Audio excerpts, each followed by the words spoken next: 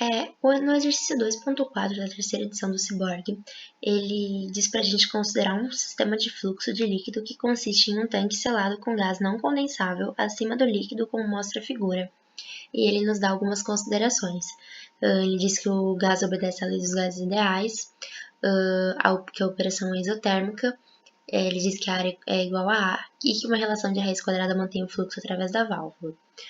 Bom, aqui ele pede para a gente, então, derivar um modelo de estado estável, relacionando o nível de líquido H à taxa de fluxo de entrada QI, e ele pergunta se a operação desse sistema é independente da pressão ambiente, né, a pressão atmosférica.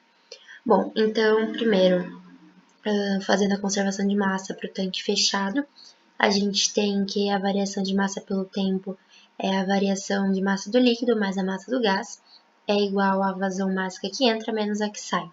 Bom, como ele diz que a massa do gás é uma constante, então nós vamos ficar só que a variação de massa do líquido.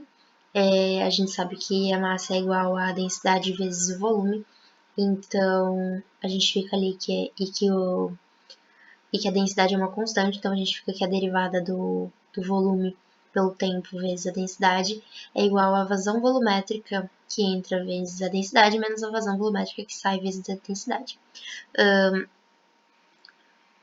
Cortando ali as densidades, né, como ela é constante, e a gente sabe que o volume é igual à área vezes a altura, a gente fica que a variação obtém a equação 1, que a área vezes a variação da altura pelo tempo é a vazão volumétrica que entra menos a que sai.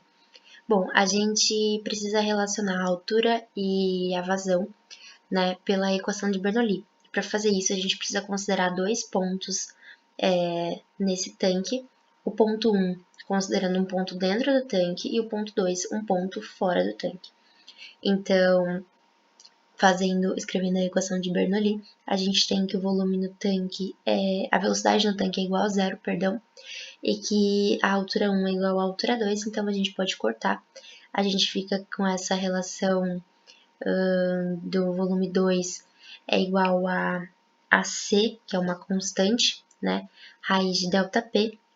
Então, a gente pode relacionar e obter a equação 2, né, que a velocidade é proporcional à vazão, então a gente obtém aqui Q é igual a C ΔP. Bom, a gente precisa encontrar ΔP, né, e a gente sabe que a variação de pressão é a pressão do gás, mas a pressão do líquido menos a pressão atmosférica, onde a pressão do gás, como ele nos diz que obedece à lei dos gases ideais, a gente obtém aqui que a pressão do gás é essa equação, né? Então, substituindo no ΔP, a gente obtém essa equação 3, que aqui é a pressão de gás mais a pressão de líquido, né? Que é o GH, menos a pressão atmosférica.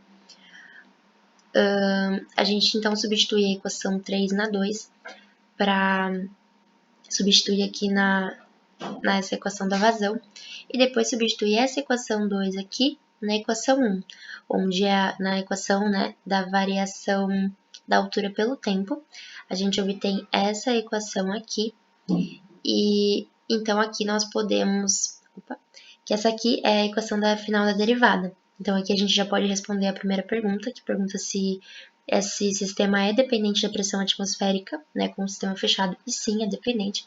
Como a gente pode ver, a pressão atmosférica está aqui na equação, então ela influencia, sim, no sistema.